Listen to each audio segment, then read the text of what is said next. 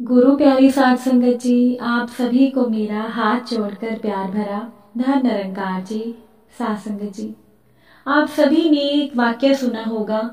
सब कहते हैं कि जो होता है अच्छे के लिए होता है, पर हम में से बहुत से लोग इसका सही मतलब नहीं जानते। साध संगत जी, क्या भगवान श्री कृष्ण जी ने अर्जुन से कहा कि दुर्योधन ने अत्याचार किया, अच्छा हुआ। द्रौपदी का चीरहरण हुआ, अच्छा हुआ। अभिमन्यु को मिलकर सबने मार डाला, अच्छा हुआ। नहीं साध संगत जी, बल्कि भगवान श्री कृष्ण ने अर्जुन से कहा कि जो हुआ वो अच्छा नहीं हुआ। इसीलिए अर्जुन, तुम कायर मत बनो, तुम युद्ध लड़ो। साध संगत जी, फिर इस वाक्य का, इस लाइन का क्या मतलब हुआ कि जो होता है अच्छे के लिए होता है। इसके लिए हम टॉलस्टॉय द्वारा लिखी हुई एक कहानी सुनते हैं। साध संगत जी, एक बार यमराज ने अपने यमदूत को धरती पर एक औरत की आत्मा लेने के लिए भेजा। जब यमदूत धरती पर पहुंचे तो उन्होंने देखा कि उस औरत के मृत शरीर के पास दो छोटी छोटी सी बच्चियां पास में लेटी हुई थी। एक छोटी बच्ची रोते रोते सो गई और दूसरी बच्ची अपनी माँ के साथ खेल रही थी, अपनी माँ के मृत शरीर के साथ खेल रही थी। साध संगत जी, यमदूत को उन बच्चियों पर बहुत तरस आया और यमदूत बिना आत्मा लिए ही यमलोक चले गए। और यमदूत ने जाकर यमराज से कहा कि प्रभु, क्या ऐसा नहीं हो सकता कि उस औरत को कुछ समय और जीने दिया जाए, क्योंकि उसकी दो छोटी छोटी बच्चियां हैं और वो बच्चियां अनाथ हो जाएंगी, क्योंकि उनके पिता की पहले से ही मृत्यु हो चुकी है। साध संगत जी, यमदूत की बात सुनकर यमराज ने कहा कि तुम अपने आप को भगवान समझते हो। भगवान ने पहले से ही सबकी जीवन और मृत्यु का समय निश्चित किया होता है। यमराज ने यमदूत से कहा कि तुमने उस औरत की आत्मा ना लाकर पाप किया है, तुम परमात्मा के काम में विघ्न डाल रहे हो, इसके लिए तुम्हें सजा भुगतनी पड़ेगी। साध संगत जी, यमदूत को लगा कि उसने कुछ गलत नहीं किया। यमदूत सजा भुगतने के लिए तैयार था। यमराज ने कहा कि तुम्हें धरती पर जाना होगा और तुम तब तक धरती से यमलोक तक वापस नहीं आ सकते जब तक तुम अपनी मूर्खता पर हंस ना दो। साध संगत जी, दूसरों की मूर्खता पर अहंकार हंसता है, लेकिन अपनी मूर्खता पर अहंकार टूटता है। साध संगत जी, इसे दोबारा सुनिएगा कि दूसरों की मूर्खता पर अहंकार हंसता है और अपनी मूर्खता पर अहंकार टूटता है। यमदूत सजा भुगतने के लिए धरती पर चले गए। यमराज ने उन्हें, सर्दी का समय था, ज्यादा वस्त्र भी नहीं दिए।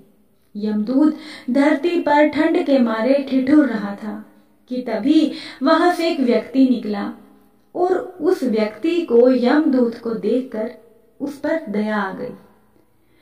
उस व्यक्ति ने सोचा कि इतनी सर्दी का मौसम है और यहाँ ये यमदूत, जो एक आम इंसान के भेष में वहां था, कि इसके पास कपड़े भी नहीं है। साध संगत जी, वो व्यक्ति अपने बच्चों के लिए बाजार से कंबल खरीदने गए थे और उनके हाथ में कंबल था। उस व्यक्ति ने तरस खाकर वो कंबल यमदूत को दे दिया और अपने साथ अपने घर चलने को कहा। जब वो व्यक्ति अपने घर पहुंचा तो वहां उसकी पत्नी ने पूछा कि क्या तुम बच्चों के लिए कंबल नहीं लाए। उस व्यक्ति ने यमदूत की तरफ इशारा करते हुए कहा कि इन्हें कंबल की जरूरत थी तो मैंने इन्हें दे दिया। उस व्यक्ति की पत्नी ने अपने पति के ऊपर बहुत गुस्सा किया और कहने लगी कि बच्चों को कंबल की ज्यादा जरूरत थी। उस औरत की बात को सुनकर यमदूत हंसने लगा और मन ही मन सोचने लगा कि इस औरत को नहीं पता कि इनके घर पर यमदूत आया है और अब इनके घर पर खुशियां ही खुशियां आने वाली हैं। साध संगत जी, वो व्यक्ति जूते बनाने का काम करता था। वो चमड़े के जूते बनाता था। यमदूत ने उस व्यक्ति के घर पर रहकर चमड़े के जूते बनाने शुरू कर दिए। और यमदूत के बनाए हुए जूते सारी तरफ सभी लोगों को बहुत पसंद आते थे।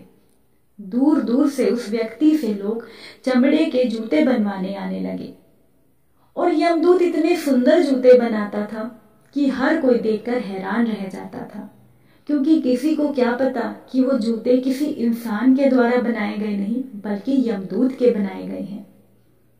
साथ संगत जी, एक बार उस नगर के राजा ने अपने एक सिपाही को उस व्यक्ति के घर पर भेजा और उस सिपाही के पास एक चमड़ा था। सिपाही ने वो चमड़ा उस व्यक्ति को देते हुए कहा कि ये बहुत ही कीमती चमड़ा है और ऐसा चमड़ा और कहीं से नहीं मिलेगा, और तुम इस चमड़े से राजा के लिए सुंदर से जूते बनाकर तैयार करो।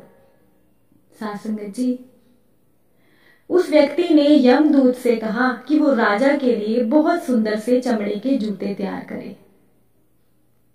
साथ संगत जी, यमदूत ने उस चमड़े से राजा के जूते बनाने की जगह राजा के लिए स्लीपर बना दिए, और उस समय स्लीपर उस इंसान के लिए बनाए जाते थे जिसकी मृत्यु हो चुकी होती थी।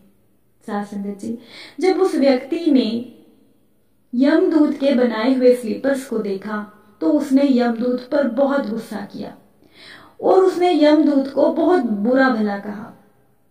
उसे लगा कि अब राजा इन स्लीपर्स को देखकर उसकी वो हालत करेगा जो वो याद रखेगा। साथ संगत जी, जब यमदूत ने उस व्यक्ति की डांट फटकार सुनी तो यमदूत को हंसी आ गई। यमदूत दूसरी बार हंसा और यमदूत ने मन ही मन सोचा कि इस व्यक्ति को क्या पता कि राजा की मृत्यु होने वाली है, इसीलिए मैंने स्लीपर्स बनाए हैं। जब वो व्यक्ति यमदूत को डांट ही रहा था कि तभी पीछे से राजा का सिपाही आ गया और उससे कहने लगा कि जो चमड़ा मैंने तुम्हें दिया है उससे राजा के स्लीपर्स बनाना, जूते मत बनाना, क्योंकि राजा की अभी अभी मृत्यु हो चुकी है। साथ संगत जी, जब उस व्यक्ति ने सिपाही की बात सुनी तो उसने यमदूत से माफी मांगी। यमदूत ने उस व्यक्ति से कहा कि मैं तो पहले से ही अपने द्वारा किए गए कर्मों की सजा भुगत रहा हूं। अब पता नहीं मुझे कितने समय अभी धरती पर ही रहना होगा। और उसके बाद भी वो यमदूत काफी समय तक उसी व्यक्ति के घर पर जूते बनाने का काम करता रहा। साथ संगत जी, एक दिन की बात है, उस व्यक्ति की दुकान पर एक औरत आई जिसके साथ 2 लड़कियां थी और वो लड़कियां अपने लिए शादी के लिए उनकी दुकान से जूते बनवाने आई थी। जब यमदूत ने उन 2 लड़कियों को देखा तो यमदूत ने उन्हें पहचान लिया कि ये वही 2 बच्चियां हैं जिसे उसने उस मृत औरत के साथ देखा था, जिसकी आत्मा को लेने के लिए यमराज ने उस यमदूत को धरती पर भेजा था। यमदूत ने जो उनके साथ लड़कियों के साथ औरत थी उससे पूछा कि ये लड़कियां कौन हैं। तब उस औरत ने बताया कि ये 2 बच्चियां अनाथ हो गई थी। इनके जन्म के 2 साल के बाद ही इनकी माता की मृत्यु हो गई थी और मेरे पास भी कोई संतान नहीं थी, इसीलिए मैंने इन 2 बच्चियों को गोद ले लिया है और मेरे पास बहुत संपत्ति है और मेरी संपत्ति की सारी जिम्मेदारी, मेरी संपत्ति की मालकिन अब यही 2 लड़कियां हैं और अब मैं इनकी शादी राजघराने में कर रही हूँ। साथ संगत जी, जब यमदूत ने उस औरत की बात सुनी तो यमदूत को हंसी आई और यमदूत को अपनी मूर्खता का एहसास हुआ और इस बार यमदूत तीसरी बार हंसा। जब उस व्यक्ति ने यमदूत से कहा कि आप 3 बार हंस चुके हो, अब आप मुझे अपनी हंसी का कारण बताइए, तब यमदूत ने उसे सारी बात बताई। यमदूत ने उस व्यक्ति से कहा कि मुझे सजा मिली थी, जब तक मैं अपनी मूर्खता पर नहीं हंस देता तब तक मैं दोबारा यमलोक नहीं जा सकता। आज मुझे मेरी गलती का एहसास हो गया है कि जो होता है वो अच्छे के लिए होता है, जो हो रहा है वो भी अच्छा हो रहा है और जो होगा वो भी अच्छे के लिए होगा। मगर साथ संगत जी, अगर कोई दुराचारी व्यक्ति किसी महिला पर कोई अत्याचार कर रहा है, किसी महिला से कुछ बदतमीजी कर रहा है, तो ये अच्छा नहीं हुआ। यही आज के समय का सच है। साथ संगत जी, अन्याय को सहन नहीं करना चाहिए, अन्याय के खिलाफ आवाज उठानी चाहिए।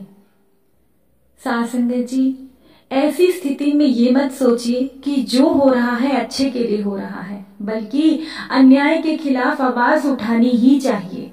साथ संगत जी, और ये बात भी बिल्कुल सच है कि परमात्मा कर्मों का फल ही हमें देते हैं, और जो भी अंत में होता है, यानी कुल मिलाकर ओवरऑल जो भी होता है वो अच्छे के लिए ही होता है। साथ संगत जी, परमात्मा किसी के साथ कोई अन्याय नहीं करते। जैसे इस कहानी में उन दो लड़कियों के साथ जो हुआ वो भी अच्छा ही हुआ।